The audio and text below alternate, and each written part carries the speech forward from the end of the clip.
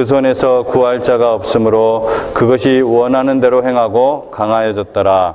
내가 생각할 때에 핫 숫염소가 서쪽에서부터 와서 온 지면에 두루다니되 땅에 닿지 아니하며 그 염소의 두 눈 사이에는 현저한 뿔이 있더라. 그것이 두 뿔가지 춘양 곧 내가 본 바 강가에 섰던 양에게로 나아가되 분노한 힘으로 그것으로 달려가더니 내가 본즉 그것이 숫양에게로 가까이 나아가서는 더욱 성내어 그 숫양을 쳐서 그 두 뿔을 꺾으나 숫양에게는 그것을 대적할 힘이 없으므로 그것이 숫양을 땅에 엎드러뜨리고 짓밟았으나 숫양을 그 손에서 벗어나게 할 자가 없었더라.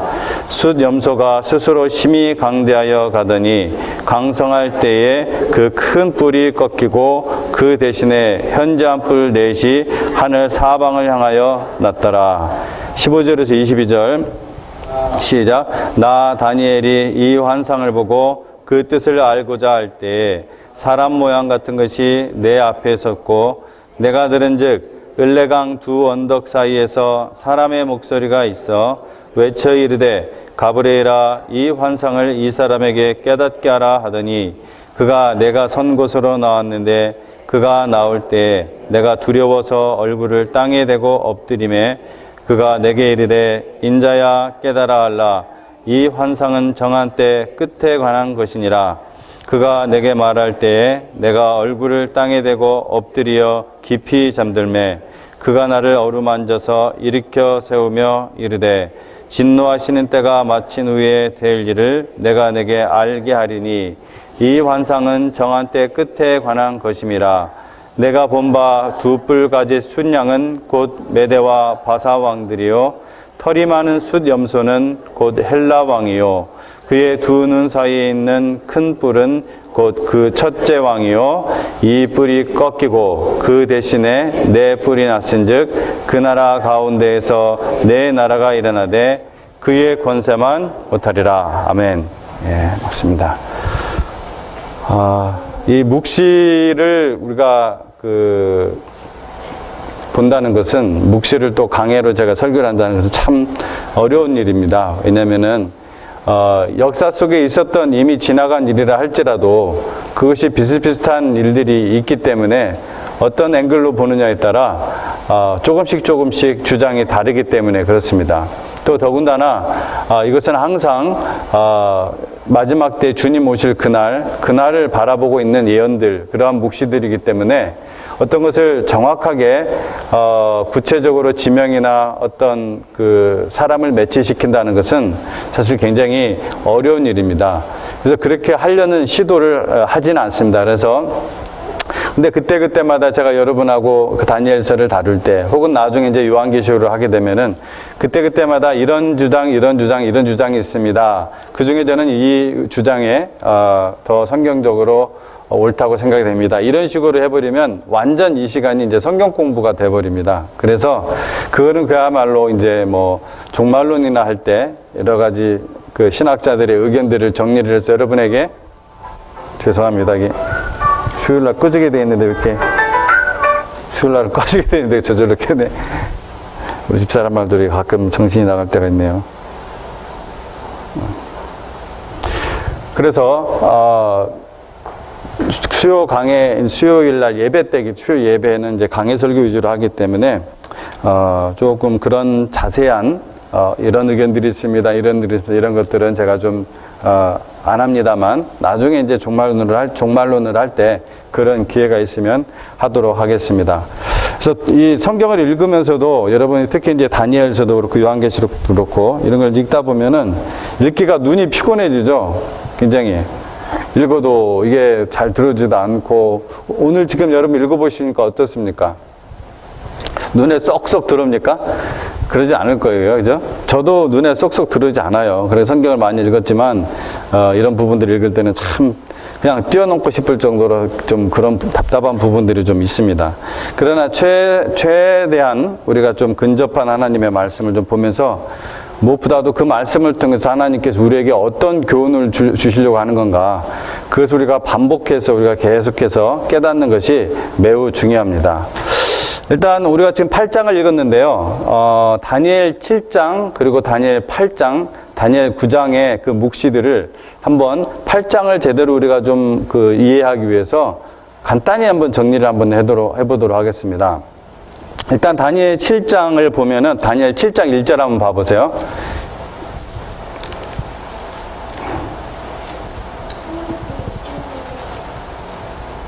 다니엘 7장 1절 보면은 바벨론 벨사살 왕 원년에 다니엘이 그의 침상에서 꿈을 꾸었다고 했습니다. 그렇죠? 다니엘이 직접 묵시를 받은 거니까, 예. 여기 이쪽 스크린 위에 안 나오죠?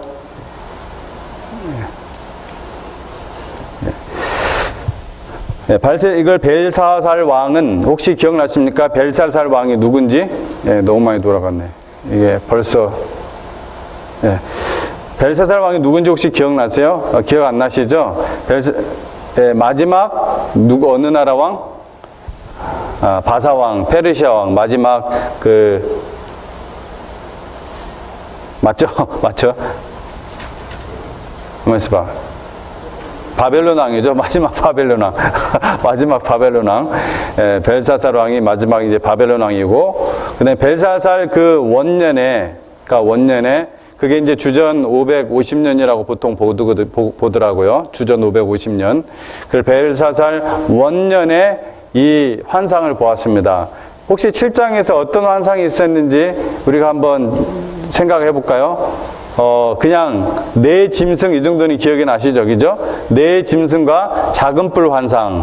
이 정도는 이제 타이틀 정도는 이제 기억이 나실 것입니다. 그래서 이 네 짐승과 작은 뿔 환상을 봤는데, 예, 출처 제가 말씀을 밝혀야 될 것을 했고요.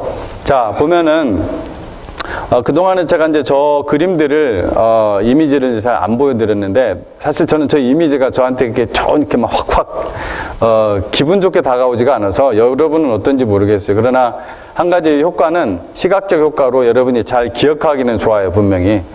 그래서 첫 번째 그 짐승은 뭐냐면은 이제 7장에 있는 내용입니다. 첫 번째 짐승. 사자와 같은데 독수리의 날개 넷이 있고, 그죠? 둘이 아니라 독수리의 날개 넷이 있고, 그 다음에 나중에 날개가 뽑혔어요. 뽑혔다는 것은 그만큼 파워가 없어져 버렸다는 것이죠.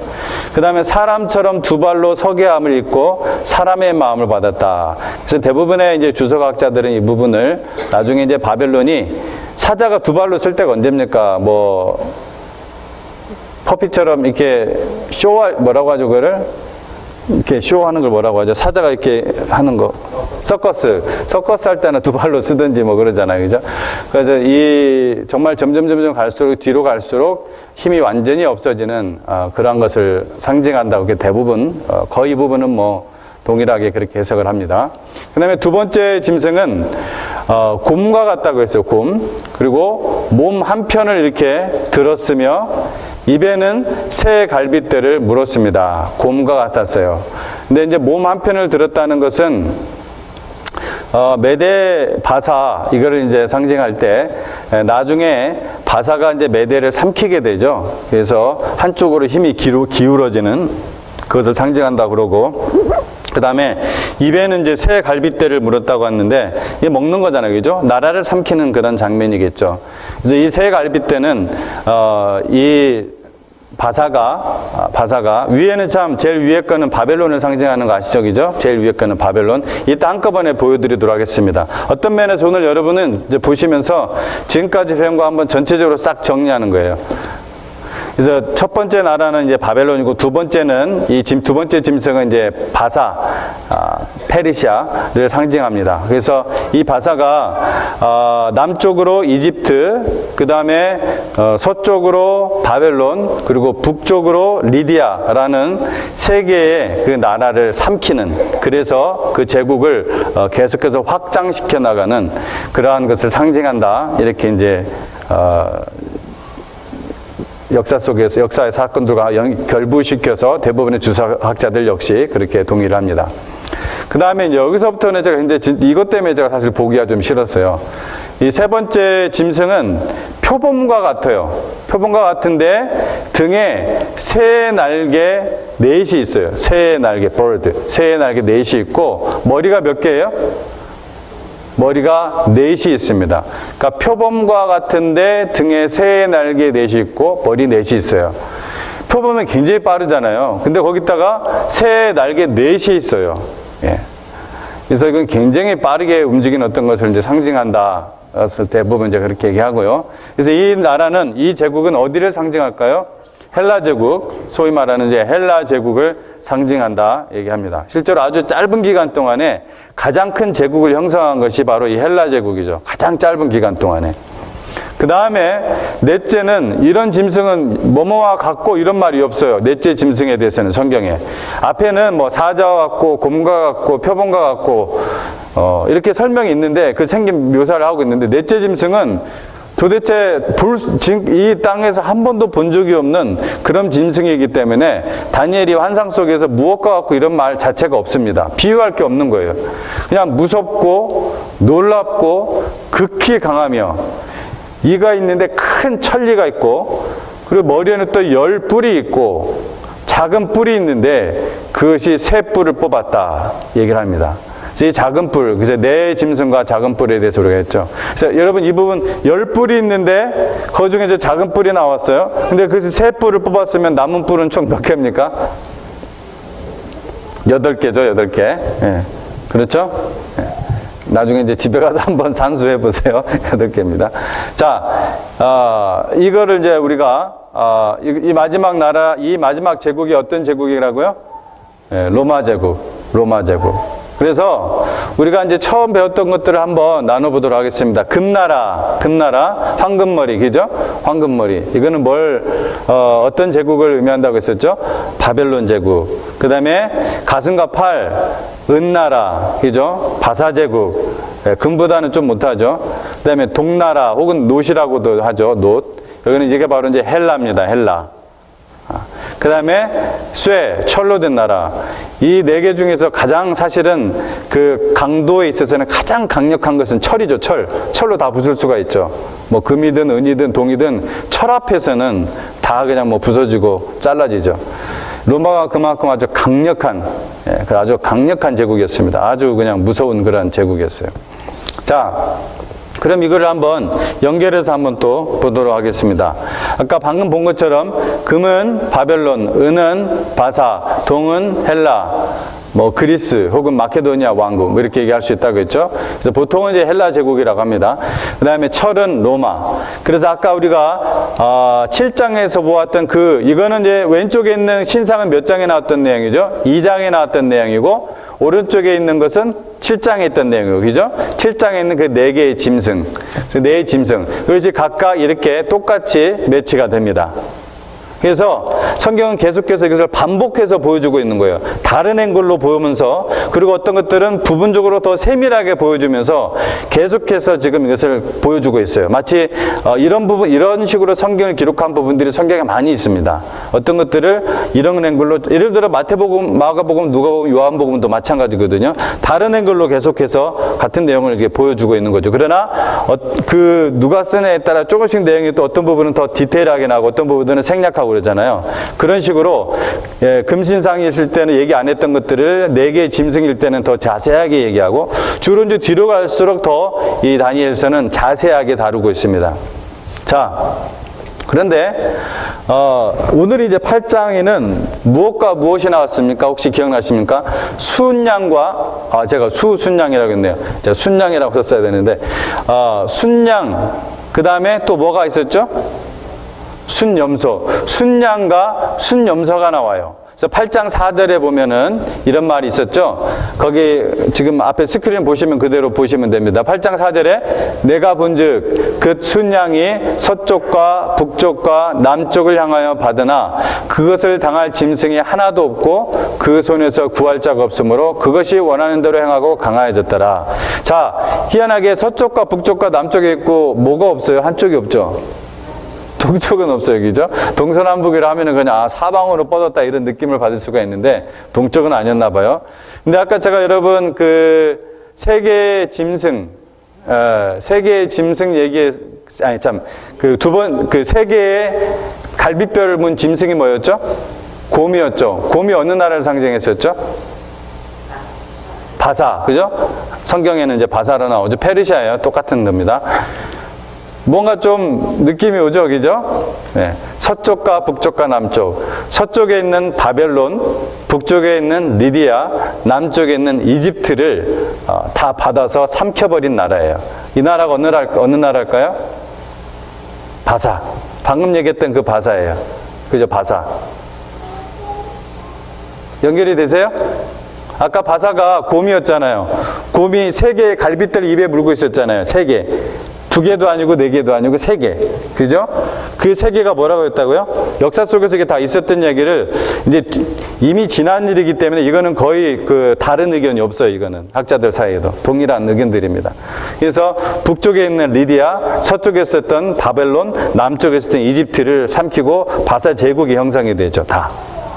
그래서 서쪽, 북쪽, 남쪽에 나오는 거예요. 그래서 서쪽, 북쪽, 남쪽. 예. 그것을 당할 짐승이 하나도 없고 그 손에서 구할 자가 없었다. 그것이 원하는 대로 강화해졌다. 근데 또 하나가 나옵니다. 오늘 읽었던 말씀 중에 8장 5절 말씀입니다. 순념소가 나왔나요? 순념소. 그렇죠? 8장 5절에는 내가 생각할 때에 한 순염소가 서쪽에서부터 와서 온 지면에 두루 다니되 땅에 닿지 아니하며 그 염소의 두 눈 사이에는 현저한 뿔이 있더라고 했습니다. 현저한 뿔을 가진 순염소. 예. 그림을 한번 잘 보세요. 그죠? 한 순염소가 또 동쪽도 아니고 북쪽도 아니고 남쪽도 아니고 어디서부터 왔다고 했어요? 정확하게 서쪽에서부터 왔다고 했습니다. 이래서 이런 것들은 뭐 이견이 있을 수가 없는 거예요. 역사 속에서 그대로 일어난 일이기 때문에. 또 뿐만 아니라 더더욱 놀라운 것은 이 8장에서 드디어 천사가 직접 말을 합니다. 그동안은 그냥 우리가 역사 속에서 연결을 시켜서 뒤의 내용을 우리가 알고 있기 때문에 이렇게 얘기했지만 사실 8장에서 직접 아까 뭐라고 했습니까? 우리가 몇 절이냐면요. 어디를 보면 되시냐면 천사가 직접 설명을 해주는 장면이 나옵니다. 20절, 21절. 20절 봅시다. 20절. 천사가 이건 직접 설명한 거예요. 내가 본 바 두 뿔가지 순양은 뭐라고요? 메대와 바사 왕들이요. 21절에 털이 많은 순염소는 곧 헬라 왕이요. 그러니까 20절하고 21절에 아예 이 두 짐승에 대해서는 하나님께서 천사를 통해 직접 설명을 해버리세요. 그러니까 여기서는 당연히 이견이 있을 수가 없죠. 그렇죠? 자, 그러면은 여러분 생각해 보십시오. 왜 서쪽에서부터 왔다고 했을까요? 이 현저한 뿔을 가진 순염소가 뒤에 이제 그 5절 이하 6절부터 8절에 보면은 이 순염소가 누구한테 대들어요?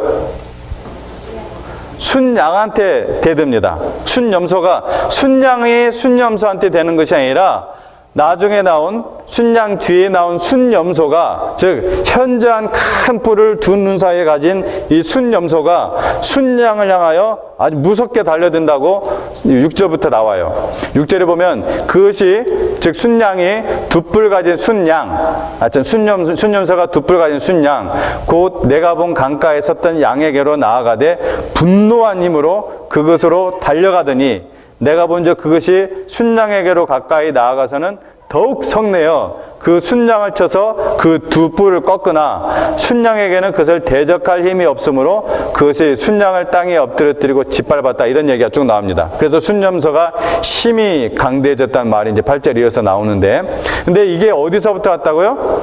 서쪽에서부터 왔어요. 자, 아까 이 순염소가 어느 왕은 나라를 곧 상징을 합니다. 그렇죠? 그때 제가 얘기했었죠? 어느 나라를 상징합니까? 헬라, 그죠? 아까 헬라 제국 얘기했잖아요. 헬라 왕을 상징하고, 그죠? 왕이 없는 나라가 없고, 나라 없는 왕이 없으니까, 그렇죠? 자, 그러면은 바사에 위치하고 헬라 위치를 한번 생각해 보세요. 헬라가 서쪽에 있어요, 동쪽에 있어요? 바사를 중심으로 해서. 서쪽에 있겠죠. 여기 서쪽이라고 했으니까 당연히 지도를 펼쳐봐도 당연히 그리스가 저쪽 터키 더 서쪽 쪽으로 있잖아요. 저 바다 건너 있잖아요. 그러니까 서쪽에 있죠. 그러니까 서쪽에서부터 와서 이 바사 제국을 밀어치는 거예요. 그 엄청난 제국을. 그래서 아까도 우리가 이제 그 표범 얘기할 때 그 표범이 세 개의 네 날개가 있고 또 머리가 또 4개 있다고 했잖아요. 근데 표범이 굉장히 빠른데, 표범의 특징이 굉장히 빠른 특징인데, 거기 날개까지 4개가 있어요. 근데 이제 이 순념서가 달려가는데, 뭐가 닿지 않아요? 땅에 닿지 않는다는 거예요. 엄청난 속도로 제국을 형성한다는 걸 얘기합니다. 아주 그냥 굉장히 짧은 속도로. 저 아까도 말씀드렸지만, 가장 짧은 속도로, 짧은 시기에 이 제국을 형성하는 것이 바로 이제 이 헬라 제국입니다. 그래서 이 수양은 실제로 페르시아 제국을 상징하는 그러한 동물로 역사 속에서 많이 쓰였다고 그래요. 그래서 이 페르시아 황제에 있을 거 아니에요. 그 황제의 그 도장을 찍는 그 문장이기도 했고, 또 페르시아 그 왕이 그 친정을 나갈 때, 친히 정복하러 나갈 때, 그때 왕관을 쓰는 것이 아니라 순양뿔이 달린 그러한 그 철모를 썼다고 합니다. 그리고 고대 페르시아의 그 동전을 보면은 그 뒷면은 반드시 순양이 그려져 있었다고 그래요. 이게 이제 이 바사 제국의 아주 특징입니다. 그 다음에 수염소 있는데, 이 수염소에서 두 눈 사이에 있는 그 큰 뿔은 과연 누굴까요? 그러면 그 현저한 큰 뿔, 두 눈 사이에 있는 그 큰 뿔. 뿔은 뭘 얘기하죠? 왕이죠, 왕, 그죠? 예. 뭐, 어떤 왕일 것 같아요? 헬라 제국의 왕, 알렉산더 대왕이겠죠. 예, 알렉산더 대왕. 자, 얼마나 이제 정확하게 성경에서 이렇게 기록을 하고 있는지 모릅니다.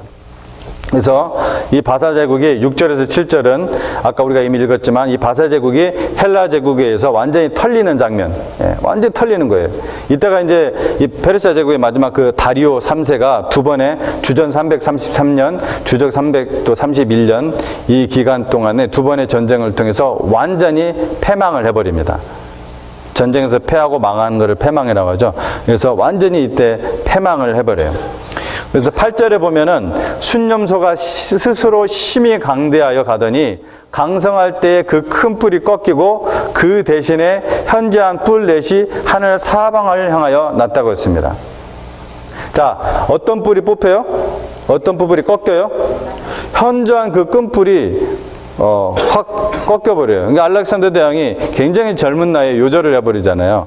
나중에 뭐 열병에 걸려서 죽었다, 뭐 몇 가지, 한 두세 가지 설이 있는데, 하여튼, 그냥 그 인디아 쪽을 이렇게 가서 정복하려고 어떻게 하다가 열병에 걸렸다고 했던 것 같은, 그렇게 죽었다고 그래요. 어떤 사람도 따르게도 얘기합니다. 속상해서 죽었다고 그러고. 왜냐면 사실 중국을 정복하려고 했는데, 이 병사들이 반역을 하려고 그래요. 도저히 이 알렉산더 대왕의 그 속도를 못 따라가는 거예요. 정복의 속도를. 아까도 얘기했지만 엄청난 스피드로 막 전 세계를 제패를 해버리거든요. 근데 알렉산더 대왕이야 뭐 그냥 자기가 정복하기 위해서 막 가지만은 그 밑에 있는 병사들은, 부하들은 얼마나 힘들겠어요. 죽어나는 거죠. 그러니까 이제 중국까지 치려고 하니까 거기에서 이제 병사들이 반역을 이제 일으키는 그런 분위기라서 돌아와 버려요. 돌아왔다가 이제 다시 인도를 이제 치기 위해서 이렇게 하는데 그 와중에 이제 병에 걸려서 죽는다고 합니다. 어쨌든 이 알렉산더 대왕이 죽은 다음에 20년 동안, 약 20년 동안 내전이 생겨요. 왜냐면은 알렉산더 대왕이 갑자기 이렇게 요절을 했기 때문에 이렇게 일찍 죽을 줄 알았나요? 몰랐겠죠. 아무도 모르는 거죠. 그러니까 자기 후계자를 세우지를 않았어요. 아들은 있었어요. 아들은 있었는데 아직 아들이 어리고, 너무나 어리고, 그리고 뒤에 후계자도 안 세웠으니까 서로 자기가 알렉산더 대왕의 후계자다 하면서 서로 막 이제 내전이 약 20년 동안 계속 있었습니다. 그래서 가장 많이 이렇게 싸웠던 그런 기간들이 이름이 제가 잘 기억이 안 나요. 이름이 안티오쿠스랑 좀 비슷한 이름인데 하여튼 5개로 이렇게 나뉘어요. 5개로. 그런데 이제 최종적으로 결국에는 처음에 가장 힘이 셌던 그 사람 이름이 제가 기억이 안 나네요. 그 사람이 패망을 하면서 4개의 왕국으로 나뉘게 됩니다. 그러니까 헬라 제국이 최종적으로는 몇 개의 왕국으로 나뉜다고요? 4개의 왕국으로 나뉩니다. 그래서 이거는 제가 이거 보이시나요? 지금은 이제 좀 보이시나? 이게 4개의 왕국으로 나오는데요. 여기 노란색, 그 다음에 녹색, 파란색, 이게 황색이라고 해야 되나? 이 4개의 이제 왕국으로 나누게 됩니다. 그래서 여러분이 이제 많이 그동안 제가 몇 번 얘기했던 셀류쿠스 왕조하고 프톨레미 왕조, 이 2개는 적어도 여러분이 기억해 놓으시라고 했죠. 왜냐면은 나중에 이제 신구약 중간사를 우리가 이제 언젠가는 하게 될 텐데, 신약과 구약이 약 400년의 공백 기간이 있잖아요, 성경에. 왜냐면 구약 성경 마지막에 주전 400년에 말라기가 기록한 거고, 그러다가 400년 동안 하나님께서 침묵하시다가 갑자기 태초에 말씀이 계시니라 하시면서 갑자기 예수님이 오셨잖아요. 그죠? 그래서 예수님 오신 그 기간 사이가 약 400년 정도의 기간이 있는데, 이 중간사, 신구약 중간사에서 이 프톨레미 왕자하고 셀류쿠스 왕자는 우리가 꼭 기억해야 될, 성경을 우리가 배경을 잘 이해하려면은 꼭 기억해야 될 이제 2개의 왕조입니다. 그러니까 그 2개의 왕조가 바로 그리스 왕국이 4개로 나눈 그 2개의 왕조예요. 왜냐하면 이 2개의 왕조가 왜 중요하냐면은 이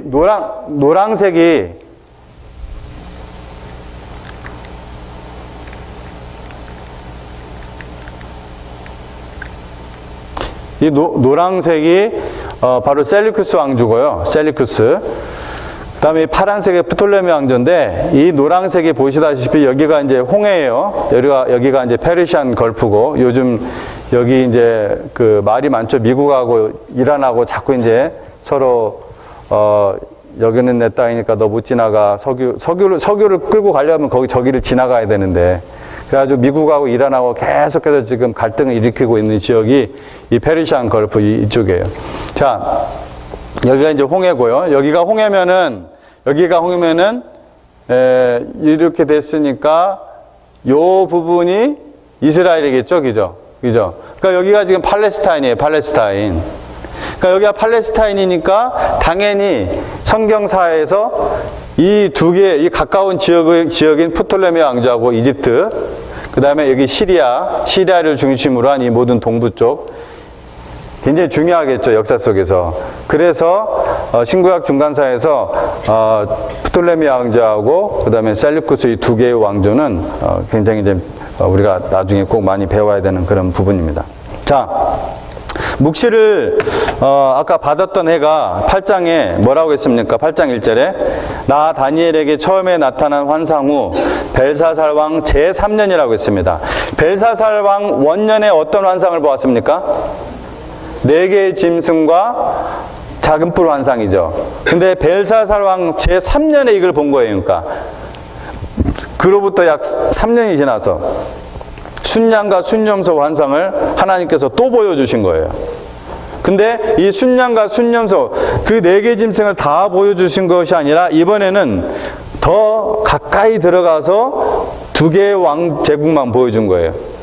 이거를 분명히 보여줘야 되기 때문에. 어떤 거요? 바사와 헬라 제국을 보여주신 거예요. 바사와 헬라 제국. 근데 이때는 비로소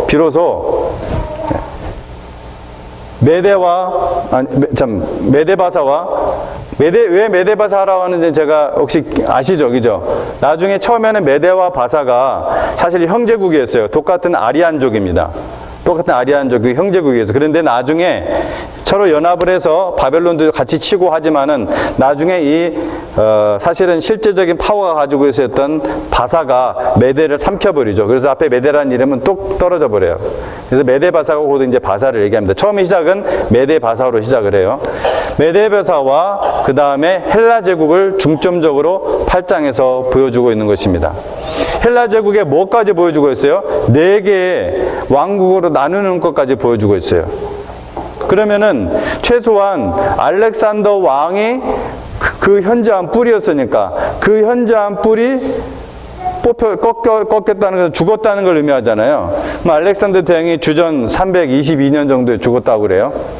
그러면은 우리가 8장만 보더라도 뭐 사실 7장부터 시작된 거니까. 근데 8장부터만 보더라도 이게 주전 547년이잖아요. 아까 7장이 주전 550년이니까 벨사살 왕 원년이 주전 50년이라고 했으니까. 그러니까 지금 다니엘이 몇 년대 뒤의 일을 정확하게 지금 너무나 놀랍게 예언을 하고 있습니까? 약 220년 이상 뒤에 일어날 일을 예언을 하고 있는 거예요. 너무나 정확하게 이름까지. 사실은 이 다니엘은 다니엘서 지금 우리가 8장 읽었지만 9장에 가서 비로소 바벨론 제국이 무너지거든요. 바벨론 제국이. 아직까지는 벨사살 왕이 있어요. 그죠? 9장 가서 바벨론이 무너지는 것을 보면서 다니엘이 많은 것들을 깨달았을 거예요. 왜냐하면 자기가 예언은 했지만 이것이 구체적으로 무엇인지는 그냥 그대로 하나님 말씀 받아서 했지만은 정확하게 깨닫지는 못했을 거예요. 왜냐하면 아직도 하나도 어느 나라가 뭐 정말 사그라지고 변화되고 그런 게 없었으니까. 근데 다니엘서 딱 9장에서 드디어 이때 다리오 왕이 나타나거든요. 이 다리오 왕이 뭐냐면은 고레스 왕이 세운 바벨론을 통치하도록 세운 일종의 주지사와 같은, 오늘날 말한다면은 그 지역만 다스리도록 한 메대 왕국의 왕이에요. 이때까지는 메대 바사였어요. 그러니까 이때 바벨론이 무너지는 것을 보면서 깨달았을 거예요. 그래서 2절에 보면은 이때 다니엘이 깨달았다고 그래요. 깨달았다. 근데 이때 깨달았다고 하면서 뭘 깨달았다고 하냐면은 바로 이스라엘 백성 예루살렘의 회복이 70년 안에 회복이 된다는 걸 깨달았다고 그래요. 이때 와서. 그러니까 그 전까지는 예언의 메시지를 받았지만은 계속해서 이제 다니엘도 완전히 이해를 못하고 있는 거죠. 근데 9장에 와서 깨달은 거예요. 아, 바벨론이 묻어주고 메데바사가 그 다음 왕국이 되었구나. 그리고 8장에서는 이미 천사가 얘기했었죠. 뭐라고 얘기했어요? 그 바벨론을 무너뜨리는 그 나라, 그 짐승 뭐였죠? 순양이 메데바사고, 그 순양을 현장 큰 뿔 있는 순념자가 치는 게 바로 어느 제국? 헬라 제국이다. 자, 여기서부터 다니엘은 확 깨달아진 거예요. 아, 이건 그 다음이 헬라 제국이다. 메데바사가 쳤으니까 이제 헬라 제국이 분명히 올 것이다. 그리고 예레미야서 25장에 있는 그 말씀이 이제 그때부터 이제 확실하게 깨달아진 거예요. 예. 그러면서 예루살렘의 회복이 70년 만에 회복이 되는구나. 바로 자기의 선배인 예레미야 선지자가 70년 동안 유랑생활을 할 것이라는, 그 바벨론 쪽에서 유랑생활을 할 것이라는 예언의 말씀을 예레미야 25장 12절에 해놨거든요. 그러니까 예레미야 25장 전체를 읽었겠죠. 이거를 보면서 깨달았다고 그러는 거예요. 그러니까 지금 다니엘은 지금 아까도 말씀드렸지만 약 220년 이상 뒤에 일어날 일을 정확하게 지금 하나님한테 메시지 받아서 예언을 하고 있는 겁니다. 정확하게. 여기까지 혹시 잘 따라오셨어요? 네. 그렇게 정확하게 하나님께서 예언을 했어요. 근데 오늘은 제가 뭔 얘기를 좀 한 스토리가 있는데 그걸 제가 못했어요. 다음에 할 때 이 얘기를 제가 더해서 하려고 했는데 다음에 처음부터 다시 다 해드리도록 하겠습니다. 왜냐하면 요세푸스라는 분 혹시 아세요, 여러분? 요세푸스라는 유대 역사가가 있습니다. 이 요세프 역사가가 역사를 기록한 게 있어요. 유대의 역사. 그 역사 속에서 이 알렉산더 대왕이 나와요. 이 알렉산더 대왕이 어떻게 해서 이 예루살렘을 지켜주었는지, 왜 지켜주었는지 그 내용을 써놨어요, 요세푸스가. 그것을 제가 다음 주는 제가 없고 다음 주에 여러분하고 이렇게 나누도록 하겠습니다. 어쨌든 우리가 이제 말씀을 좀 마무리하도록 하겠습니다. 여러분, 성경은 위대하고 또 아주 강력한 제국들, 그리고 세상 역사에서 아주 유명한 그러한 영웅들이 결국에는 망하고 또 죽는 모습을 의도적으로 반복해서 보여주고 있어요. 그렇죠? 계속해서 이 다니엘서 안에서만 해도 계속해서 의도적으로 반복해서 보여주고 있는 걸 알 수가 있어요. 반복하는 것은 뭔 이유가 있습니까? 반드시 기억하고 교훈을 우리한테 주게 한 거예요. 교훈. 그러나 너무나 이 교훈은 어렵지 않습니다. 지금까지 설명이 어렵다 하더라도 분명한 것은 뭐냐? 세상 나라가 아무리 강력하고 아름다워도 하나님 없는 나라는, 그 나라는 결국엔 망한다는 거예요. 또 이 세상의 삶이 아무리 부유하고 또 여유 있는 그러한 삶을 살지라도 하나님 없는 그 인생은 결국은 망한다는 거예요. 그걸 계속해서 보여주고 있는 거예요. 오늘 제가 아까 밥을 먹으면서 이렇게 뉴스를 좀 봤는데, 손흥민 선수가 토트넘에서 뛰고 있거든요. 축구 선수예요. 토트넘하고 아약스라는 두 팀이 오늘 하여튼 축구를 했어요. 축구를 했는데 지금 챔피언전 올라가는 그런 아주 준결승전이에요. 굉장히 중요한 게임이었어요. 근데 전반전에 2대0으로 지고 있었어요. 근데 후반전에 3골을 연달아 넣어가지고서 3대2로 이겼어요. 3대2로 역전을 했습니다. 여러분, 우리의 하나님께서는 여러분, 2대0으로 처음 이기면 뭐예요? 마지막 3대2로 이기는 게 중요하지. 우리 하나님께서는 우리 모두의 인생이 지금 어떤 인생을 살고 있든, 우리의 모든 인생을 역전승을 하게 하시는, 최후의 승리를 하게 하는 그런 하나님이십니다. 이 땅에서의 삶은 우리가 아무리 여유 있고 걱정 없고 정말 많은 여유 있는 생활을 한다 할지라도 그 삶이 하나님이 없는 삶이라면은 그 삶은 참으로 의미 없고 덧없고 허무하고 그냥 왔다가 먹고 싸고 가는 그러한 동물과 같은 그러한 삶일 수가 있다는 거죠. 근데 하나님께서는 우리 모두를 위해서 십자가에 달려 죽으셨습니다. 모두를 위해서. 그래서 계속해서 하나님께서는 우리에게 정말 아직도 예수님 믿지 않는, 아직도 하나님 나라의 자녀로 거듭나지 않은 사람들에 대해서 안타까운 마음을 갖고 계시고 회개하기를 위해서 지금껏 기다리고 어떤 이의 주 오심이 더디다 할 정도로 너무 더디게 오신다. 온다 해놓고 왜 안 오시냐. 초대교회 때부터 온다고 해놓고 2000년이 지나지 않았느냐. 초대교회 때도 벌써 베드로 사도가 그런 얘기를 했어요. 어떤 이에 더디다 함과 같이 더디게 오는 것이 아니라 모든 사람이 하나님 앞에서 회개하기를 원하신다. 왜? 바로 그 하나님이 바로 아들 하나님의 그 사랑으로 이 모든 사람들을, 우리의 우리의 혈육의 가족들을 다 구원하기 위해서라는 것이죠. 그래서 여러분 이 자리에 있는 모든 분들이 이미 가장 큰 복을 받으신 분들입니다. 이미 가장 큰 하나님의 영생을 받은 분들이에요.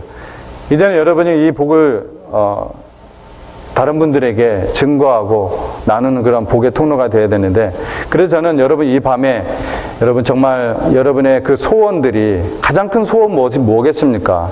아직 여러분이 아는 분들 중에서 아직 아직 예수님을 마음속에 영접하지 못하고 영생의 삶을 살지 못하는 분들이, 저도 장인어른 장모님이 아직 예수님 영접하지 않으시고 자신의 의를 의지하시면서 사시거든요.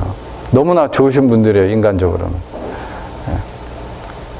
참 그분들이 이제는 예수 안에 들어와서 다 하나님의 자녀가 되기를 정말 간절히 소원을 합니다. 그래서 여러분 요한일서 2장 말씀처럼 이 세상도 또 무엇도 그 정욕도 지나가되, 정욕이라는 것은 감정적인 욕심들이에요. 모든 욕심들. 우리 감정적인, 여러분 더 놀고 싶고 더 먹고 싶고 더 자고 싶고, 이건 다 우리 인간들이 기본적으로 가지고 있는 그런 욕구들 아닙니까?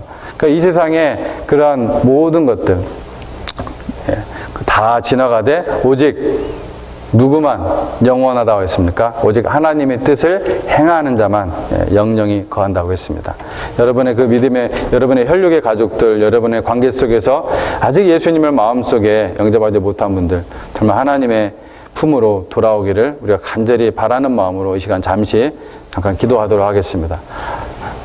하나님 아버지, 오늘도 저에게 하나님 말씀을 허락하여 주시니 감사를 드립니다. 하나님, 우리의 가족들 가운데는, 또 우리가 아는 사람들 가운데는 참으로 아직도 참으로 예수님을 마음속에 주님으로 영접하지 못하고 하나님의 자녀로 거듭나지 못하고 또 참으로 영생의 삶을 이 땅에서 살지 못하고 있는 그러한 가족들이 있고 또 혈육들이 있고 또 우리 아는 사람들이 있습니다. 주님, 우리의 소원, 정말 가장 큰 소원은 그들이 하나님의 나라 안에서 이 땅에서 영생의 삶을 살며 하나님 나라에 심는 인생들, 하나님 나라에 심는 수고들이 되기를 간절히 바랍니다. 이 나라도 또한 이 인생도 다 결국에는 사라지고 없어지고 망하지만 오직 하나님의 나라, 하나님의 성도만 참으로 영원하다는 것을 계속해서 반복해서 우리에게 말씀해 주시는 우리 하나님, 이 다니엘서를 보면서 가장 중요한 이 핵심적인 아버지 진리를 잊지 않고 계속해서 우리가 하나님의 복음을 아버지 하나님의 복의 통로가 되는 참으로 그러한 기도로 나아가게 하여 주시옵소서. 주님께 온전히 부탁하오며 예수님 이름으로 기도합니다.